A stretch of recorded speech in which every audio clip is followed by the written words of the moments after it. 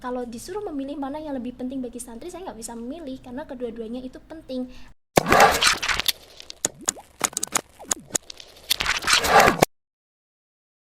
Assalamualaikum warahmatullahi wabarakatuh. Ayyuhal musyahidunal kiram, marhaban bikum fi qanah Ibmafa TV.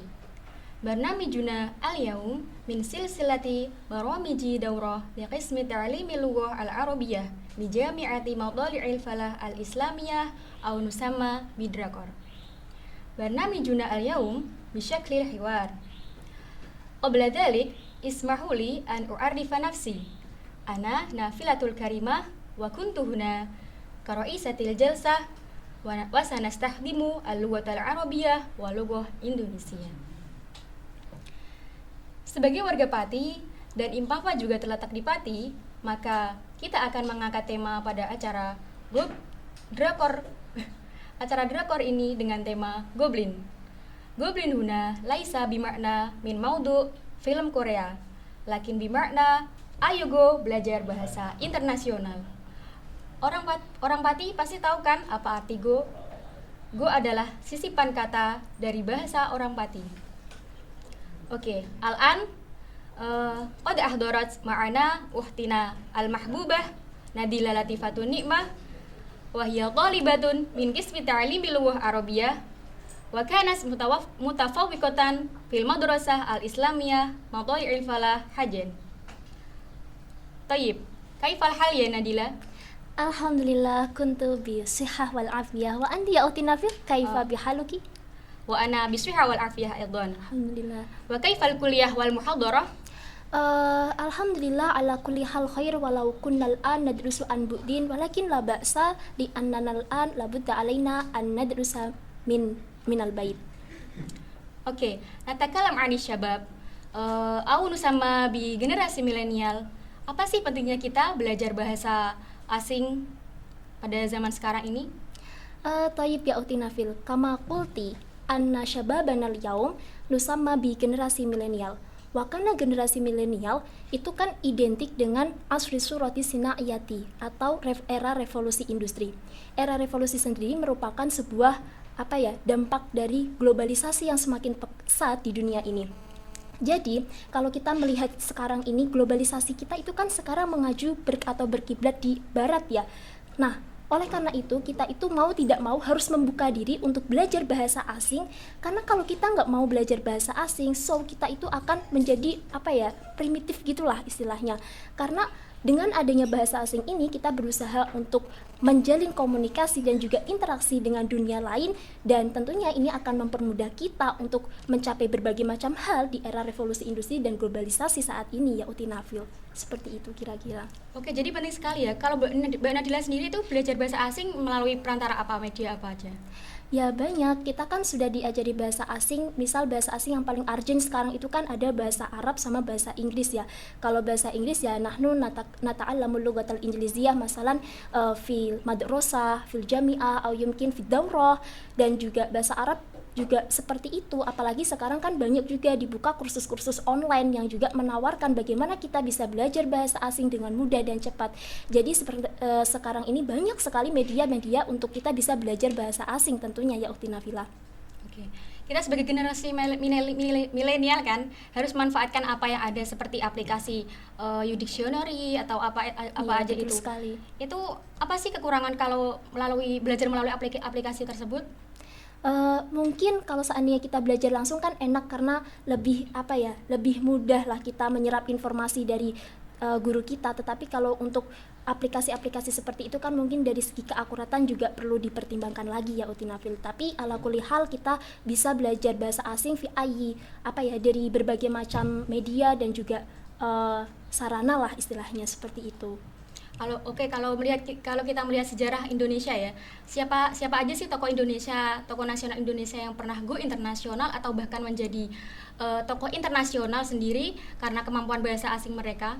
Sebenarnya kalau indama nahnu natakallam an tokoh-tokoh Indonesia, banyak sih sebenarnya tokoh-tokoh Indonesia yang berhasil go internasional, baik tokoh-tokoh sejarah kita maupun tokoh-tokoh kita yang sekarang ini. Tetapi kalau kita bisa melihat salah satu tokoh penting Indonesia yang berhasil go internasional karena penguasaan bahasa asingnya, kita bisa lihat Presiden pertama Republik Indonesia, Bapak I.R. Soekarno. Beliau itu adalah salah seorang yang memiliki kemampuan bisa bahasa asing banyak sekali, atau kita sebut dengan polyglot.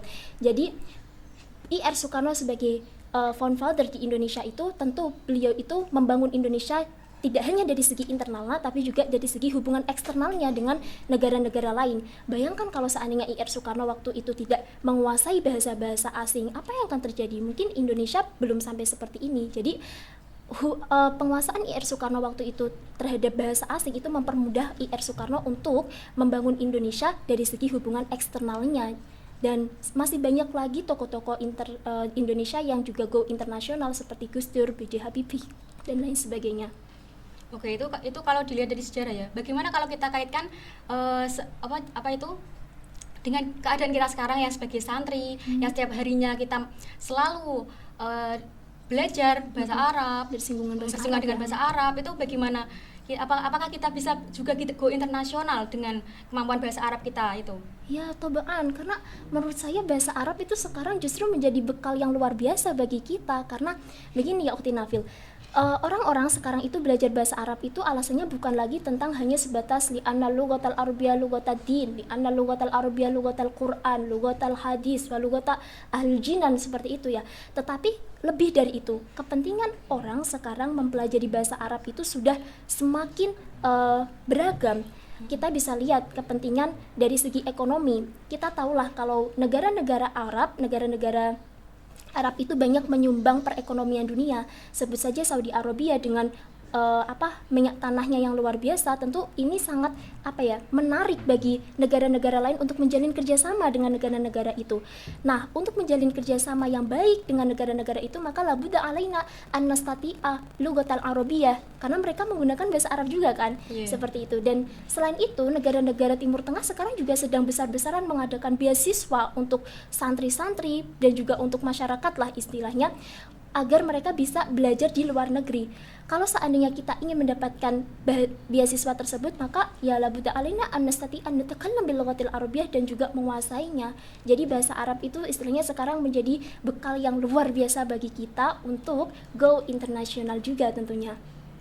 Berarti masih ada kemungkinan untuk kita sebagai santri untuk go internasional juga ya Mbak Najwa? Sangat mungkin. Dan kalau seandainya kita lihat ini ya, yang sudah tampak jelas nyata, ada presiden keempat ya, Gus Dur. Beliau itu backgroundnya santri ya, dari pendidikan beliau itu dari kalangan pesantren juga, tapi nyatanya kita bisa lihat beliau begitu luar biasanya juga bisa go internasional. Bahkan ini menjadi bukti bahwasanya santri itu sekarang sudah tidak ditempatkan di nomor 2. Artinya santri itu juga bisa menjadi titik jantung bangsa kita. Buktinya Gus Dur bisa menjadi seorang presiden, dan tentunya beliau juga bisa go internasional dengan kemampuan yang dimilikinya baik dari segi bahasa Arab maupun profesionalitasnya.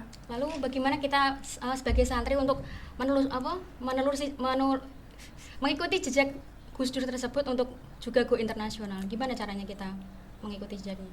Ya, tentu saja yang pertama mungkin kita harus, kalau sekarang yang bisa kita lakukan adalah belajar yang sungguh-sungguh. Kita sekarang sebagai seorang santri, tentu kita kan menghadapi berbagai macam fan ilmu, tapi lebih banyak kita mungkin cenderung ke fan ilmu-ilmu Arabik. Jadi kita harus serius, benar-benar serius untuk memperdalam Arabiknya itu, karena itu nanti yang akan jadi bekal bagi kita dan juga menjadi sesuatu yang yang unik lah istilahnya dari diri kita, yang bisa ditawarkan kepada dunia. Ketika orang-orang itu banyak belajar bahasa Inggris, ternyata ada sekumpulan orang yang belajar bahasa Arab, maka seakan-akan melihat sebuah harta karun yang luar biasa ya, di situ ada menjadi nilai tawar tersendiri. Jadi yang bisa kita lakukan sekarang, tentu saja kita harus berusaha dan belajar bersungguh-sungguh untuk mempelajari bahasa Arab tersebut sampai kita menjadi mu'ahil atau profesional dalam bahasa Arab tentunya. Oke, pertanyaan selanjutnya, kalau kita melihat dari stigma masyarakat terhadap bahasa Arab itu terlihat susah atau gimana sih itu belajar bahasa Arab sulit gitu kok, lagi pula juga bahasa kita. Gimana sih cara mempelajarinya menurut Mbak Najila, gimana tips dan trik untuk mempelajari bahasa Arab? Indama yuqalu anna lughatal arabiyyah su'bah ladaina kal kal mujtama Indonesia, fa aqulu ana uwafik ya. Kalau seandainya orang bilang bahasa Arab itu susah loh, bahasa Arab itu rumit loh, tetapi dalam perspektif kita sebagai orang ajam, orang yang tidak bukan berasal dari Arab, dan juga bahasa Arab menjadi bahasa asing bagi kita, ya itu wajar lah, intinya makluf jiddan kalau orang itu bilang bahasa Arab itu susah. Walakin indama yuqalu anna dirasatal lughatil arabiyyah su'bah ana la wafik. Tapi kalau ada orang yang bilang bahwa belajar bahasa Arab itu susah, belajar bahasa Arab itu rumit, saya nggak setuju. Belajar bahasa Arab itu bisa menjadi gampang, bisa menjadi menyenangkan, bisa menjadi sesuatu yang menarik ketika kita itu punya kunci untuk mempelajari bahasa Arab. Wa ma dzalikal miftah, apa sih kunci belajar bahasa Arab biar jadi mudah, biar jadi gampang? Itu tentu saja labudda alaina an nuhibbal lughatal arabiyyah awalan. Kita harus cinta dulu sama bahasa Arab. Cinta dulu, nanti kalau seandainya kita udah ada rasa cinta terhadap bahasa Arab, so kita akan excited untuk belajar bahasa Arab. Kita akan kepo, ini apa sih mufradat, yang seperti ini, nadami seperti ini. Jadi karena kita cinta itu, maka akan membuat semangat kita untuk belajar bahasa Arab itu menjadi tinggi, dan itu akan mempermudah kita belajar bahasa Arab menjadi sesuatu yang menyenangkan, dan tentunya akan menjadi sesuatu yang mudah. Dan stigma masyarakat tentang bahasa Arab itu sulit perlahan akan mulai dikikis lah, istilahnya seperti itu. Oke. Selain harus mencintai bahasa Arab, apa sih yang harus kita lakukan untuk lebih semangat lagi dalam belajar bahasa Arab, Mbak? Selain mencintai Bahasa Arab, ya mungkin kita harus setelah kita cinta kan kita akan kepo terhadap bahasa Arab. Jadi kok kemarin saya bilang gini salah, terus yang benar gimana? Kalau kita tanpa didasari rasa cinta dan rasa kepo terhadap bahasa Arab, tentu saja kita bakal males. Jadi pertama kita harus cinta, habis cinta kita pasti akan lebih mencari tahu bahasa Arab lebih dalam lah tentang bahasa Arab itu bagaimana kira-kira. Jadi istilahnya setelah kita mencintai bahasa Arab, mungkin kita akan berusaha untuk belajar bahasa Arab lebih giat di berbagai dengan berbagai cara tentunya. Dengan latihan-latihan juga gitu ya. Cuma qad ijtama'tu su'alaini min mustarikin drakor wa su'al al-awwal min syarah as-su'al huwa sebagai santri manakah yang lebih penting mempelajari bahasa Arab atau bahasa Inggris? Sebagai santri, mana yang lebih penting antara bahasa Arab dan bahasa Inggris? Ya, seperti itu. Inda ra'yi kilahuma muhimmatani jiddan. Jadi keduanya itu bagi kita adalah sesuatu yang penting. Kita tidak bisa menafikan bahwasanya kita sebagai santri kulla yaumin nahnu nata'allamu wa nadrusul lughatal arabiyyah wa ma yata'allaqu biha ka kutubut turas aw ghairu dzalika Jadi setiap hari itu sebagai santri yang tinggal di pesantren, pasti kita kan nggak jauh-jauh tuh dari yang namanya bahasa Arab dan hal-hal yang berhubungan dengan bahasa Arab seperti kitab kuning dan lain sebagainya. Maka bahasa Arab menjadi sangat penting untuk kita kuasai, karena tanpa bahasa Arab kaifa nastati'u an nafhima tilka dirasa. Jadi gimana kita bisa mempelajari dan memahami pelajaran-pelajaran itu kalau kita nggak memiliki skill bahasa Arab yang bagus. Nah, itu titik urgennya bahasa Arab ya kalau dari segi sudut pandang kita sebagai santri. Tetapi kita juga tidak bisa menafikan bahwa ba'da khuruj min ma'had, setelah kita keluar dari pesantren, setelah kita lulus, maka kita akan berhadapan dengan dunia yang benar-benar nyata, dunia yang memang sekarang sudah saya katakan dikuasai oleh globalisasi, dan tanpa penguasaan bahasa Inggris maka kita akan menjadi yaitu santri yang terbelakang, bisa dikatakan demikian, karena bahasa Inggris sekarang juga menjadi bahasa yang cukup penting. Bahasa Inggris menjadi bahasa internasional pertama. Disitulah kita tidak hanya belajar bahasa Arab, tetapi juga kita harus belajar bahasa Inggris juga, karena mungkin yang bisa kita lakukan sekarang adalah kita ikhtiar untuk belajar dulu kedua-duanya. Adapun nanti kalau seandainya hasilnya kita lebih dominan nih di bahasa Arab, skill saya di bahasa Arab lebih bagus, atau skill saya di bahasa Inggris lebih bagus, maka ya udah, itu berarti value atau mungkin hasil yang bisa kita dapatkan. Tetapi intinya kalau disuruh memilih mana yang lebih penting bagi santri, saya nggak bisa memilih karena kedua-duanya itu penting. Akan tetapi mungkin yang bisa kita lakukan sekarang adalah kita harus berusaha dulu untuk belajar kedua-duanya. Jadi kurang lebih seperti itu ya teman-teman. Tapi kadang saya juga menemukan kalau santri itu apa sih belajar bahasa Arab, bahasa Inggris, bahasa sulit gitu kok. Apa sih untungnya belajar bahasa itu gitu? Gimana itu, Mbak? Ya seperti yang sudah saya katakan, kayak nggak ada kecenderungan untuk belajar gitu loh, nggak ada semangat gitu. Ya mungkin itu dari pribadi orangnya ya Mbak ya, tetapi kalau dari segi objektifnya yang namanya kita harus melihat realitas sekarang, apalagi dia itu backgroundnya santri, gimana dia mau belajar, gimana dia mau mengembangkan, dan gimana dia mau memahami pembelajaran-pembelajaran di ma'hadnya atau di pesantren yang ketika dia sendiri tidak mampu menguasai bahasa Arab, yang notabene bahasa Arab itu udah jadi kayak makanan sehari-hari gitu bagi dia. Ya nanti jadi malah jadi kayak santri primitif gitu ya Mbak ya, nanti kalau nggak belajar. Bisa jadi seperti itu. Oke, soal Asani bahwa kan katanya dengar-dengar Mbak Nadila ini temannya pada studi di luar negeri kan. Karena Mbak Nadila sendiri milih di PBA IMAFA. Apa yang menjadi motivasi Anda? Studi di luar negeri, PBA IMAFA. Kenapa saya pilih PBA IMAFA? Tayyib. Indi miftahun najah fi dirasah huwa al-ijtihad. Jadi kunci sukses dalam belajar itu adalah bersungguh-sungguh. Dimanapun kita belajar, kalau kita mau bersungguh-sungguh, kita mau berusaha, maka insya Allah sananjah, kita insya Allah akan sukses ke depannya. Tetapi kenapa kok saya memilih PBA IPMAFA? Jadi menurut saya PBA IPMAFA ini merupakan prodi yang cukup unik di mata saya, karena mencintai bahasa Arab itu kan tidak cukup dengan belajar bahasa Arab. Sebagai orang yang mencintai bahasa Arab, saya pribadi itu bagi saya tidak cukup kita cinta bahasa Arab doang itu, tetapi kita juga harus mengetahui bagaimana sih agar bahasa Arab itu nggak cuma stop di saya aja. Bagaimana saya juga bisa memiliki kontribusi kepada masyarakat untuk mengajarkan bahasa Arab juga. Itu termasuk salah satu wujud cinta kita terhadap bahasa Arab. Nah, PBA IPMAFA ini selain mengajarkan kaifa nastati'u an nata'allama al-lughatal arabiyyah bis-sahihah, tetapi kita juga diajari kaifa nastati'u an nu'allimal lughatal arabiyyah ilal akhar.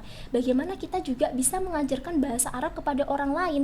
Apalagi di PBA ini uniknya kita tidak hanya praktek pada saat akhir menjelang kelulusan aja ya di PPL itu, tetapi kita juga sudah dilatih sejak awal, sejak dini. Jadi sejak semester 2 itu sudah ada pengenalan terhadap praktek lewat kegiatan dari HMPS-nya melalui program Daurah Al-Arabiyah yang ada di MI sekitar Pati tentunya.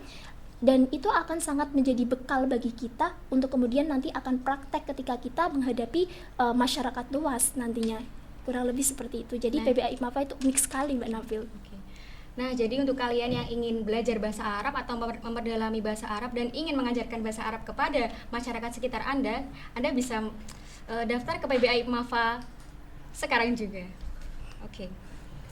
Sebelum qabla ahtatima hadzal barnamij, ada nggak sih Mbak pesan-pesan untuk teman-teman yang ada di rumah untuk agar bisa belajar bahasa Arab dengan semangat dan juga nggak pantang menyerah gitu? Jadi gini ya teman-teman, belajar bahasa Arab itu ibarat kita mencari mutiara di laut lepas, yang terkadang kita itu juga akan dihantam sama ombak-ombak males. Nah itu udah biasa banget. Tetapi ya teman-teman, karena yang kita perjuangin ini adalah sesuatu yang berharga, sesuatu yang luar biasa, maka kalau sometimes kita lelah, sometimes kita ngerasa kayak ini susah, ya itu wajar, tetapi jangan sampai kita nyerah di titik itu. Jadi lelah boleh, nyerah jangan, karena bahasa Arab itu sesuatu yang patut untuk kita perjuangkan karena keunikannya dan lain sebagainya. Intinya tetap semangat dan jangan sambat untuk belajar bahasa Arab. Oke, syukron Ukhti Nadila.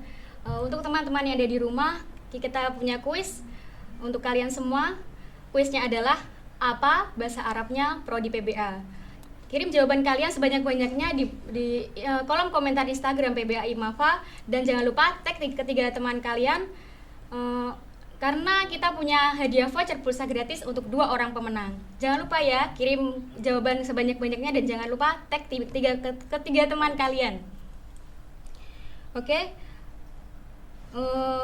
Yumkin al-waktu qad intahat qabla dalik nakulu Goblin, ayo go belajar bahasa internasional.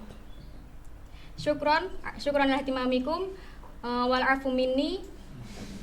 Assalamualaikum warahmatullahi wabarakatuh. Waalaikumsalam.